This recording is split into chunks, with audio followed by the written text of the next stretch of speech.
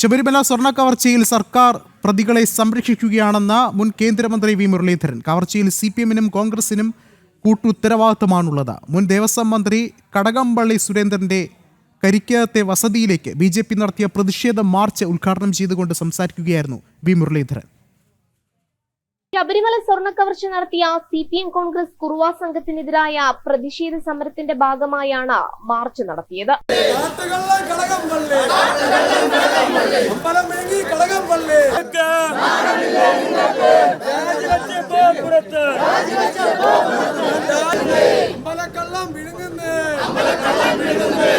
ഇടതുവലതു മുന്നണികളിൽപ്പെട്ട പ്രതികളെ സംരക്ഷിക്കുന്ന നിലപാടാണ് പിണറായി സർക്കാരിന്റേതെന്ന് വി മുരളീധരൻ പറഞ്ഞു. ഉണ്ണികൃഷ്ണൻ പോറ്റി അടക്കമുള്ള ആളുകൾ അറസ്റ്റിലായിട്ട് ഏതാണ്ട് 3 മാസമാകാൻ പോകുന്നു. ഇതുവരെ കുറ്റപത്രം സമർപ്പിച്ചിട്ടില്ല.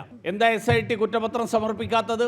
90 ദിവസം കഴിയുമ്പോൾ സ്വാഭാവികമായും ഉണ്ണികൃഷ്ണൻ പോറ്റി അടക്കമുള്ള ആളുകൾക്ക് ജാമ്യം കിട്ടാനുള്ള സാഹചര്യം ഒരുക്കാൻ വേണ്ടിയിട്ടുള്ള ആസൂത്രിതമായിട്ടുള്ള നീക്കത്തിന്റെ ഭാഗമാണോ ഈ മെല്ലെപ്പോക്ക് എന്നുള്ള സംശയമാണ് കേരളത്തിലെ ഭക്തജനങ്ങളായിട്ടുള്ള അയ്യപ്പ വിശ്വാസികളായിട്ടുള്ള ആളുകൾക്കുള്ളത്.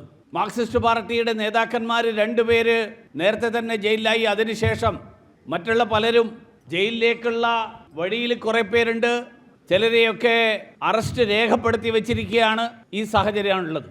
പത്മകുമാറിനെതിരായിട്ട് വാസുവിനെയും 2 ദേവസ്വം പ്രസിഡന്റുമാർ, ആ 2 ദേവസ്വം പ്രസിഡന്റുമാരെ SIT അറസ്റ്റ് ചെയ്ത് ജയിലിലടച്ചതിന് ശേഷവും ഈ കാര്യത്തിൽ തുടർന്നുണ്ടാകേണ്ട നടപടികൾ ഉണ്ടായില്ല.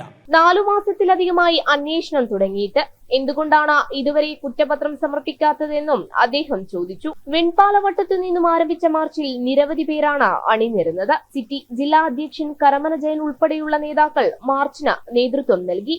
ജനം, തിരുവനന്തപുരം.